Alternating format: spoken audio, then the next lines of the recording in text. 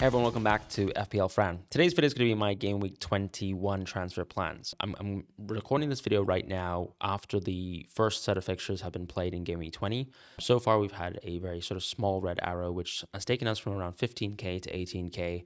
Hopefully, things will get better from here. We did manage to make the Hincapie to Gabriel move. That was the move that we sort of secured this week.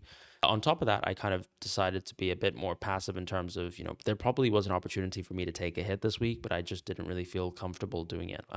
Part of that is because I still think that a lot of the defenders that I have and the auto subs that I have just allowed for, that hit to kind of be ignored. And yeah, I'm almost in a situation in the midfield landscape when you kind of look at my team here where I'm waiting to take Cunha out of my team when the fixtures get worse for United. I'm looking at Szoboszlai and thinking that he could maybe go still after Burnley at home. And Foden obviously is still the question mark where, let's say if I go out of O'Reilly, who probably is the most pressing issue I have in my team, I don't think I necessarily need to go out of Foden to suddenly move into Turkey, right? It's kind of just a Szoboszlai to Turkey move that's right there.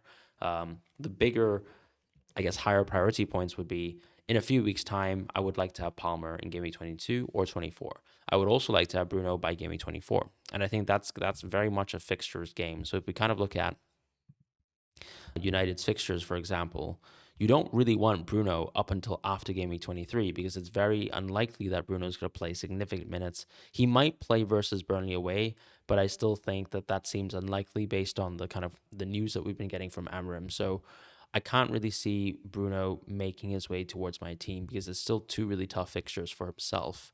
Whereas obviously with someone like Cole Palmer, if we go to the transfers page here, he's someone who actually just has incredible fixtures, I think, starting from Game Week 22. Fulham away is not ideal in Game Week 21, but I just think Cunha to Palmer, angling that type of move is still very much what I want to do. So when I kind of look at my team now, I've got money in the bank. I've got Keane. I've got O'Reilly, who probably can still be downgraded to other defenders. And then I've got a front line that I'm very happy with and a midfield sort of lineup that I'm really happy with. Part of the reason why I'm still happy with this front line is Ekitike is actually playing really, really good minutes. He's fit. He's available. Thiago struggling with that, but about to enter some pretty tough fixtures still, and the fixtures really only get good probably around 24, 26, that sort of point in time. As for Bowen, the team strength is still an issue for me in terms of just even look at the Wolves match and kind of look at the chances that West Ham got. I think this is probably actually their worst result as a team. So maybe I'm being a bit harsh because they've probably put in better performances. Bowen himself has had some decent games. But it's once again a question mark of can you sort of bank on a game like, I don't know, Wolves compared to, let's say, Ekitike, who still has Burnley at home on the horizon. And part of the reason why I want to keep players like Sobo and Ekitike, despite them having Arsenal this week, is to specifically play, my players here versus Burnley at home. And so I think I can still squeeze, let's say, one free transfer into this team if necessary. That would be through O'Reilly because O'Reilly is kind of becoming a problem for myself. Brighton at home isn't a particularly good game. I think, unfortunately, in this case, I would miss out on O'Reilly versus Wolves, but it's really hard to say that he's going to get good minutes now. I do think that early substitution has sort of thrown a spanner in terms of the strength of O'Reilly as a pick. In a way, Matheus Nunes is still there and kind of is everything that we wanted O'Reilly to be. At the same time, I think Cherki is a wonderful midfield pick. Maybe even, moving out of Triple City is the way to go, and actually staying on Double City is something that I'll pursue. But we're starting to see issues from other players in our teams, right? Whilst Foden is someone who consistently starts games, we can't say the same for Saka, who just got, benched for Bournemouth. I think it's very clear that his minutes are getting managed from a perspective of if there are 3 fixtures in a week and they're all Premier League fixtures, you still won't necessarily see 3 Saka starts. Madueke will still get a chance to start. As far as, let's say, Cunha, to me, he's a sell in Game Week 22. This is because when you kind of look at the United fixtures, I probably would just sell Cunha on 22. And I think it's just such an easy move towards Palmer at this moment in time. So that's what I'm angling for, as I said. When I think about the rest of my team, Lefay is quite a simple hold. Gabriel, I'm super happy with, obviously. I'm going to be backing double Arsenal for a while now in terms of defense. And I think part of the value of holding double Arsenal defense is that if you're already invested into it, you're not really going to be using free transfers to move out of Raya. The fixtures are not that great coming up, but I still think that this is still Arsenal defense. Like Nottingham Forest seems like a good game. Leeds away could still be a good game. Even United at home. And then obviously the fixture run starts to get really good, probably around game week 25, with exception to that sort of Chelsea match, right? Generally speaking, I think most of the fixtures up until 33 are really good. So you won't feel too bad about owning Arsenal defense at any points in time in the season. But there's going to be ebbs and flows in terms of there could be 2 of the 3 game weeks where they have slightly mediocre games, but they keep clean sheets, and they can have slightly easy games where they lose clean sheets, but your probability of getting clean sheets is still, generally speaking, the highest compared to any other team. It's just so been the case that they have been basically conceding from some pretty high quality chances recently versus some of their opponents, but we've also seen them, for example, like in the Wolves game, concede to that just one chance. And it's kind of reminiscent of, let's say, City from years past, where I think people get frustrated in these circumstances, but it doesn't necessarily determine that, Raya's future clean sheet return is going to be worse. Like at the start of the season when they were getting clean sheets left and right, that wasn't an indicator that they were going to continue to do that, but it did show that from their expected numbers that it was quite realistic that Arsenal can continue to sort of set precedents with the amount of clean sheets that they're getting. At this moment in time, I don't think they're leading the league in clean sheets anymore, but it just shows you that the potential is still there, and so I still value it very much. If anything, I would probably like to consider Saka to Rice in the future. It's not a move that I think I would make now, because now that Saka's actually gotten his benching, I think something to look at when you kind of look at fixtures is the date and time of fixtures. So when I look at Arsenal's fixtures, I think Liverpool at home makes a lot of sense for Saka to start. That's clearly why he was benched anyways versus Bournemouth, to protect him so that he's actually ready for this match. And then because there's so much FA Cup or EFL Cup even, and even, let's say, Champions League matches for Arsenal in the future, I think the priority is still going to be Champions League. So when you kind of think about, does Arsenal prioritize league table positioning in the Premier League versus league table positioning in the Champions League, I think that the Premier League would easily take precedent here. So a lot of the Saka potential benchings, I think, would happen in cup games. And I think I'm reluctantly going to hold Saka at least up until game week 24. That's kind of the way that I see it. 24 is potentially, another benching in the future. But yeah, that's kind of how I would play it. I think Saka, it should be someone that we should be, just generally speaking, angling for a Rice transfer to, or a Bruno transfer to. And I much prefer Bruno anyways, if Cunha is going to be my Palmer sort of replacement. So with Ekitike and Haaland, something that I'm thinking about is it really just depends on whether I actually want, like, what is my cash cow? I think when you look at my team, because I've got so much team value left, Foden, Saka, and Ekitike are all cash cows, and Cunha, I think, is just going to go. So he's not going to be a cash cow in a few weeks' time because my money will be quite tight when I go for Palmer. So that's kind of how I feel about my team. Krupi Jr. is interesting from the perspective of specifically Game Week 21. If I think a little bit more critically about how I'm going to field my team for Game Week 21, I would say that Sobo could easily be on the bench. Richards, I'm obviously going to start Richards, I think, over someone like Ekitike even, and have maybe Krupi Jr. over Sobo. Maybe in the hopes of, let's say, backing versus that, like versus the Liverpool defense, and then choosing to, let's say, side with double Arsenal defense and hoping for the best there. I don't think Liverpool have been, an absolutely amazing team as of late, where I'm going to be so worried that I don't own their players and feel bad about benching them versus Arsenal. So because that game is at the Emirates, I don't really mind fielding a lineup kind of like this. But it might also require me to make a move from O'Reilly and transfer O'Reilly out into, let's say, a defender who's going to play this week. So we'll talk about some of the defenders later in the transfer plans, but this is kind of how I feel like if I was to be very aggressive with my team selection and to hope for the best whilst trying to sort of maximize on the fixtures, I think this might be the play, right? Just benching my Liverpool players and siding with Arsenal here. So that's something I'm thinking about, but Richards might not even make it for Game Week 21. And it seems like he's very much so not available for Game Week 20 versus Newcastle. So we'll just have to monitor, his injury situation as we go forwards. But for Richards, I think I'm not worried about him, even though he's going to get a price drop, because I don't think I was really planning to ever play him other than Game Week 21 versus Aston Villa at home, which is not a particularly good game, or Sunderland away, which I think he should be available for. So when you kind of listen to Glasner's recent press conference comments, he kind of mentions that Munoz, Sarr, and Richards are all players who could technically come back after that January break. So if, let's say, Richards is not available for Aston Villa at home, all I'm asking for is to be able to start him versus Sunderland away, Nottingham Forest away, and then have him for the plum fixtures of 26 and 27 as a bit of a long-term hold option. In the meantime, I think Anderson plus whatever defender I bring in for O'Reilly should paper over the crack. So that's kind of how I feel about the team at this moment in time. Let's just jump into my actual transfers for Game Week 21. Great. So we're back here with the Game Week 21 My Team Pick and Rating tool. This is the tool that I use from Fantasy Football Hub, which you can find in the link in description below, to manage my team every single week, to make sure that I've got a good team selection, generally speaking, going forwards that doesn't have any glaring issues in game week to game week. As we've mentioned, we have a couple issues in the team. One that probably isn't, super, I guess, recognized by the model yet is O'Reilly. And I think it could be the case that we're completely overreacting to the 57-minute substitution of O'Reilly. This is also the same player who had perfect minutes for many, many game weeks in a row.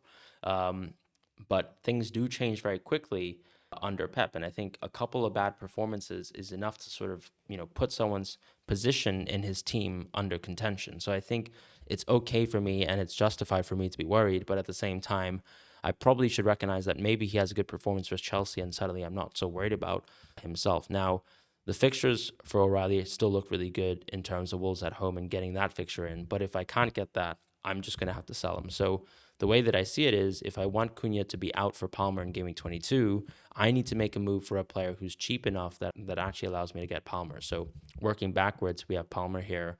I don't have much money anyways to go into, let's say, an O'Reilly option that's like a replacement option that's actually good. I think the way that I'm approaching this is I think I'd probably go O'Reilly into someone like maybe someone at least at the 4.5 price point. So if I just use the tool here and just like drag into the 4.5 range, these are the kind of options that I have available to me. I've got Alderete, Mukiele, which makes sense. Sunderland defense, I think, is fantastic. Now, the model actually prefers Mukiele, or rather Alderete over Mukiele. I don't think there's much between the two, but I think that's actually extra credit to why I should probably just go Alderete to save some money in the team. I know Mukiele has some intangibles, like, for example, the long throws. But yeah, I don't think there's too much really between the two. From what I can see in terms of the DEFCON numbers, they're very, very close. So I would consider this a 50-50 anyways. And I think Alderete is lower owned, so I would probably back him. Van de Ven's an interesting one because I think Bournemouth away is a pretty bad fixture, but he actually has pretty good fixtures after that too. It just comes down to whether I think that, let's say, someone like Richards is going to come back into the game, because I think if I do think Richards is coming back into the game, maybe I don't need Van de Ven so much. Vandenberg is an interesting one where I don't really know if he's going to start this next match versus Everton. He was actually benched for the previous game, but we know he obviously suffered an injury. So I think if he comes back into action versus Everton and he's fine, then Vandenberg is an option too. What I would say is that Vandenberg clearly has the best fixture this week because he doesn't have an away game. He's got a home game. He's not great at DEFCON, to be fair. So there's a huge gap between Vandenberg as an option versus Collins compared to, let's say, how Alderete and Mukiele are very close as options and both very, very good DEFCONers. So I personally think that a Sunderland defender makes the most sense as a long-term option. I would go with Alderete here. To optimize the team, I think clearly it suggests me to let's say play Ekitike and Sobo, but I still think I'm going to find solutions to maybe try play Richards and Lafay if they're available. In Game Week 22, though, this is more than enough money to get me into Palmer. So this gets me into Palmer, and this is the sweet spot, I think, in the game where once I get into Palmer, I'm not so worried about, what my team looks like, how I'm going to manage my team going forwards. Saka now looks like a cash cow. Ekitike looks like a cash cow. The beauty of being able to go Palmer here and Cunha out while still maintaining both the Liverpool attackers, I think, is the sweet spot of why the team value that I've built up is hopefully going to pay itself off. I'm still keeping, I think, really competent defenders here. No one really of the ilk of, let's say, I don't know, a Timber or a Virgil or a Tarkowski, but still very strong defenders like Alderete and Mukiele have still been some of the best defenders in the game by far. So I feel quite comfortable kind of rocking this team. Hopefully, of course, the whole theory of, let's say, just backing double Arsenal defense is that over the next, 5 to 10 game weeks and maybe even a future double game week for Arsenal, that I actually recuperate some of the lost points against like some of the cheaper goalkeepers and what the more expensive defenders like Tarkowski have done against the kind of template that I've been putting out myself. Beyond that, I think now that I would be out of O'Reilly from game week 24 onwards or 23 onwards, like I've got flexibility to go into very interesting options. I think on game week 23, the biggest question mark here is how do I approach this really good City game, because coming out of the City game is some pretty tough matches. So maybe it's a case of I still think that Spurs are really bad. So is it really just one bad game, which is Liverpool away? And is it that bad? So maybe just go for someone like Turkey, especially if, let's say, I view Sobo as a bit more of a cash cow. I can definitely just make the move towards Turkey. However, he's going to get a lot of price rises up until then, but it might be totally fine anyways, because I would probably just be going from Saka to Bruno. Oh, I probably need to spell Bruno correctly here and also just change the price range, but I'd probably be going to Bruno here and, well, not here, sorry, specifically, but I'd probably be going Cherky on this week and then Bruno on the subsequent week. So let's say I make the Cherky move on this week, I can definitely still make the Bruno move here and give me 24.